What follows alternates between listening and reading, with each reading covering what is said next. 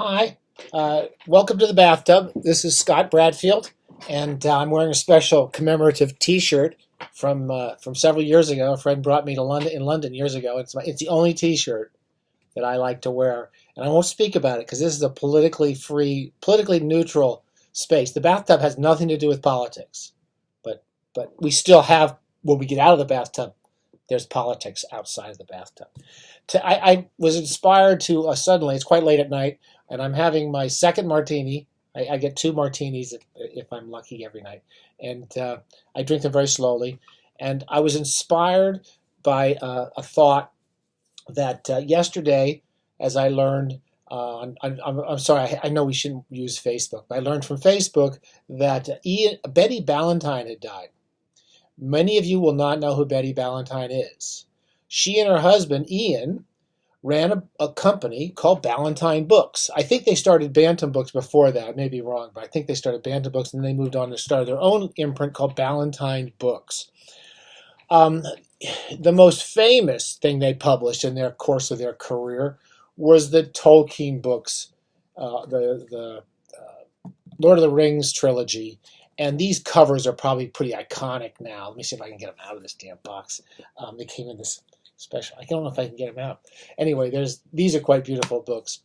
What was interesting about the Ballantine imprint, which was a huge influence on my life, I'm ashamed to admit it, but it was a huge influence on my life in many ways, was that the books were beautiful. They were often really good. And there was a wide variety of them, and they were cheap. Okay, so many of us may remember, and I can't get the damn things out, so I guess I can never read. I guess I never need to read them again. They started the slipcase books. They may have been the first publisher to do that. They took what was a cheap paperback reprint of hardcovers and turned them into works of art. And I thought it was I thought we should spend just a few minutes remembering the wonderful history of Ballantine Books. Here's a typical one, Anthony Burgess. I'm not an Anthony Burgess fan. I find him a little annoying and kind of hard to follow, and I don't think he's a very good novelist. But, he was very smart, very talented, and had a lot of brains. And this is a trilogy of his novels. And look at that. Look how beautiful the whole package of a 95-cent book was. And every single book the Ballantines produced, I can't think of an ugly book they produced. They were different, and they were striking. And when you went into, as I did every day after school, I didn't have any friends, so I went to the local drugstore, and I would look at the paperback racks to see what had just come out. And all the books that caught my eye were Ballantine books. They had this little imprint here. You'll see the BB. Again, they're gone now. They became Del Rey books, and I don't know what they are now. They're probably Del Rey books still, when the Ballantines sold it. So I thought I'd go through a few examples. So the most famous ones, are the Tolkien books with his great wraparound box. And they were the first ones to produce the authorized Tolkien books in I'm never going to get these out, in America, which is a story in itself. When I grew up, I bought the books. Almost every one of the books I bought. Here's one. A little story about this one. This is a lovely looking book. It's a good book. I don't have the right one I wanted to bring out, but this is David Gerald's, I think, first collection of stories with A Finger in My Eye. I mean, look at that. How can you? And then they would wisely put if they had a new David Gerald book, they would produce put a picture of another book. They often would do 2 or 3 books by an author simultaneously. I remember there was a time I remember where I bought these books, at like Safeway in Daly City, and you'd go to the revolving wire rack, and there were 3 or 4 David Gerald books that just came out in paperback with these beautiful, striking covers.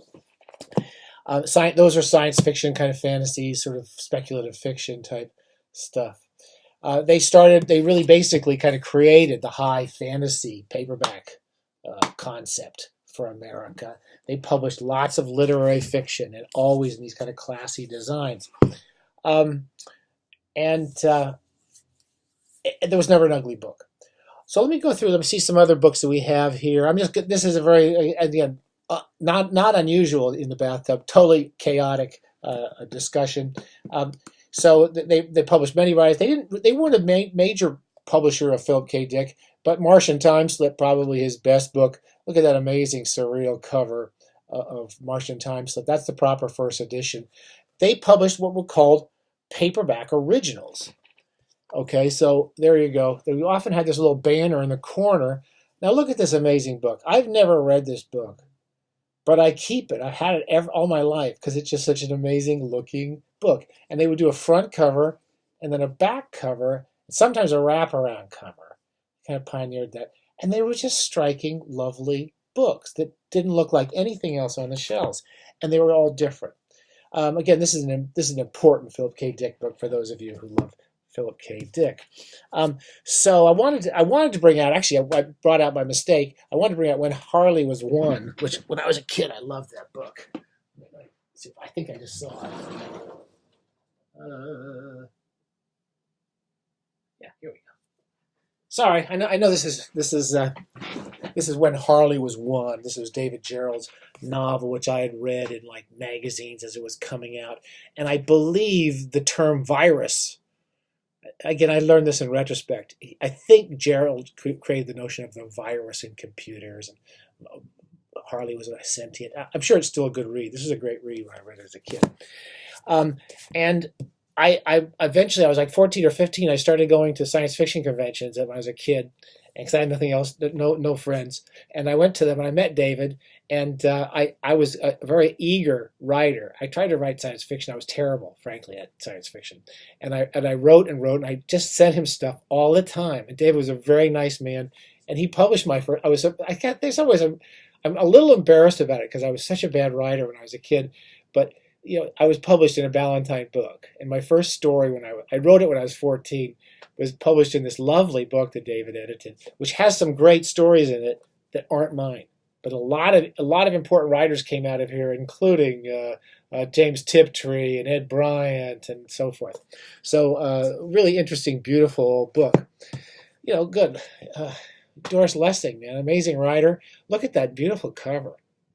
That's why I read Doris Lessing when I was a kid. I didn't think it was an amazing book when I was a kid. I don't know. I can't talk about it today, but I love this book. And look at that beautiful cover.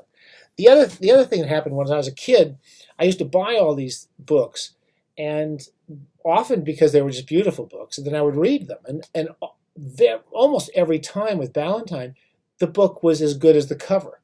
So it was an incredible marketing machine. I'm going to show you one of my favorite sets. I don't have them all here.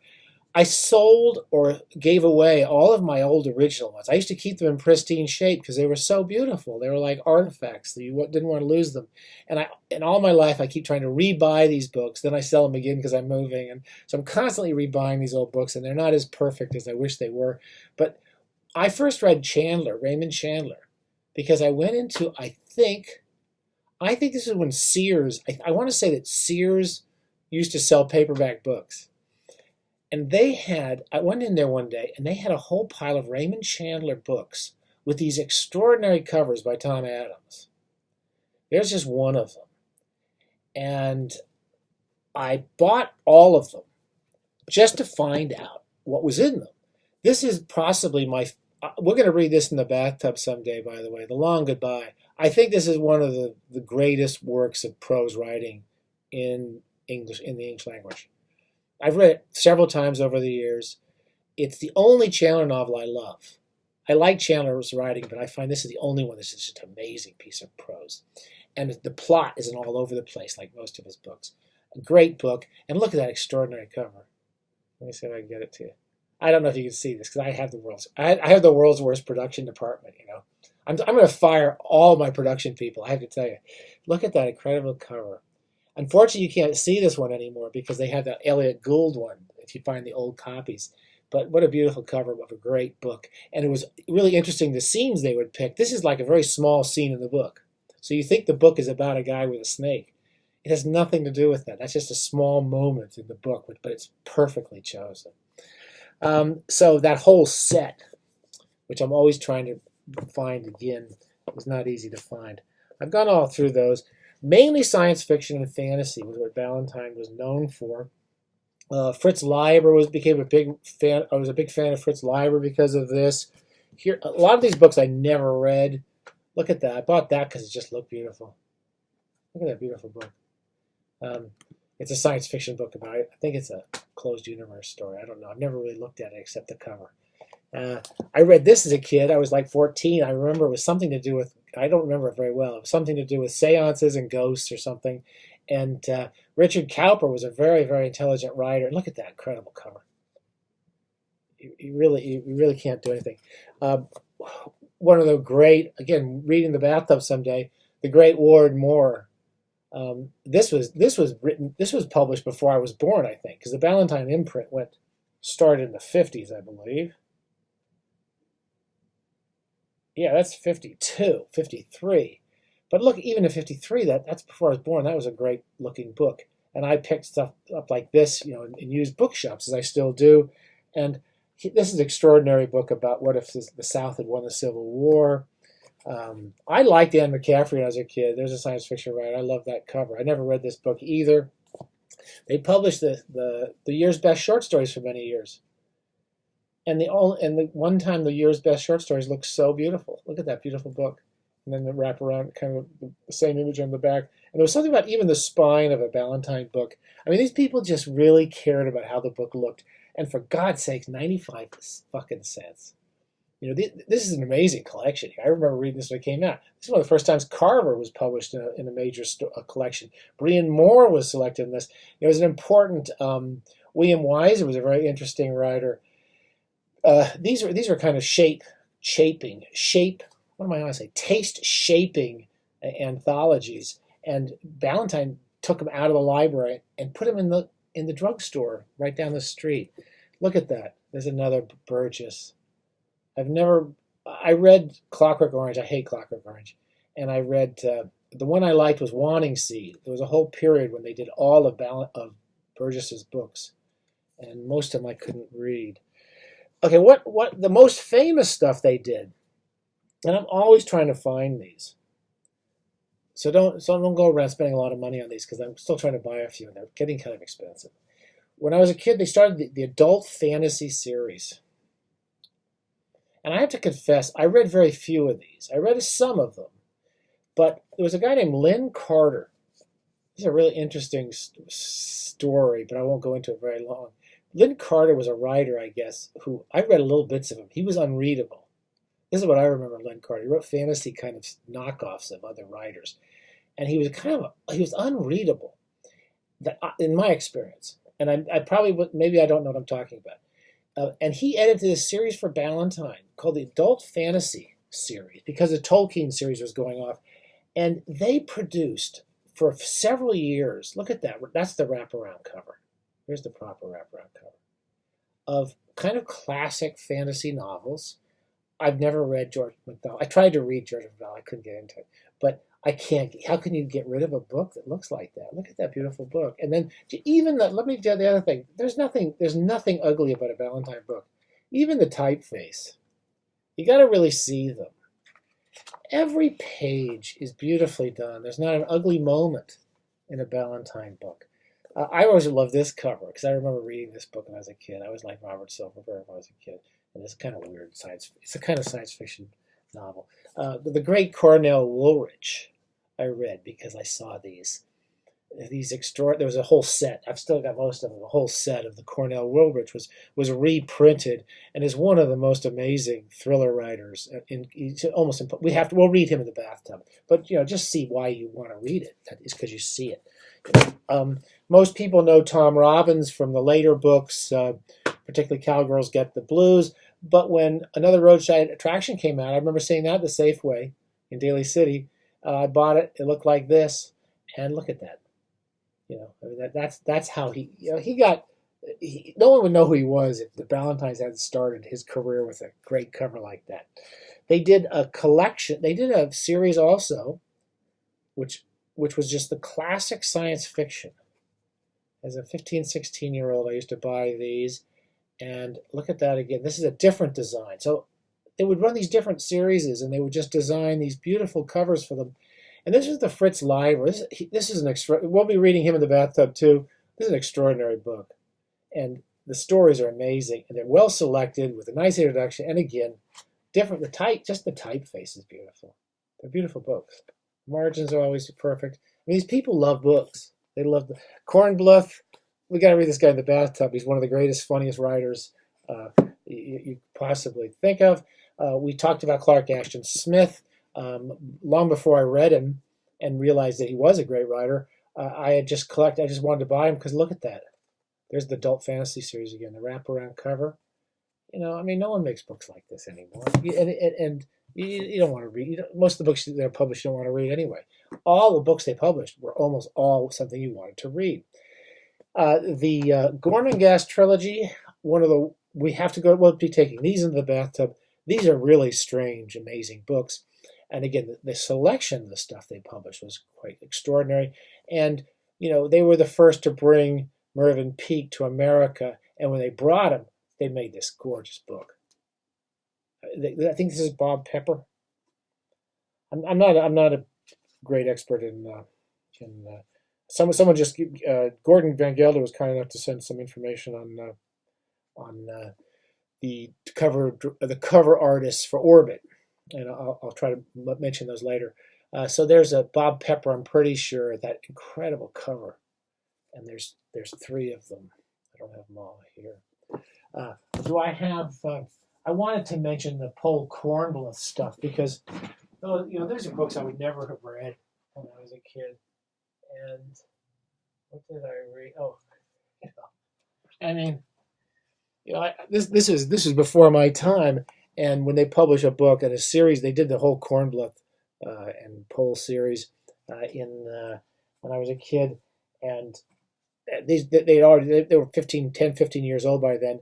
And I picked them up just because these covers and books looked so good. Again, they would always put a couple of pictures on the back, sensible to get you to go buy some other books.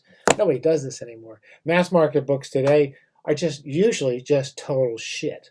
We all know this. And we have to get these big trade paperbacks. I personally don't think literature should be read as a trade paperback. I just don't think it should happen. And this is how it should be read in your hands. And in the bathtub, it's not too heavy. You won't drop it in the water. And one of the great books, possibly my favorite book and favorite design, where they both come together. I love The Long Goodbye. All right, I just wanted to do this quite quick, off the cuff, even more disorienting than usual, to tell you all. Betty Ballantine died. I guess her husband died several years ago. My factual presentations are always bad, but she will be missed, and the great books she left behind, you should dig them up, but don't go to my bookshops because I'm still looking for these. Okay, so don't drive these prices up. I got to get all my old Ballantine books back. All right, go take a bath. Bye.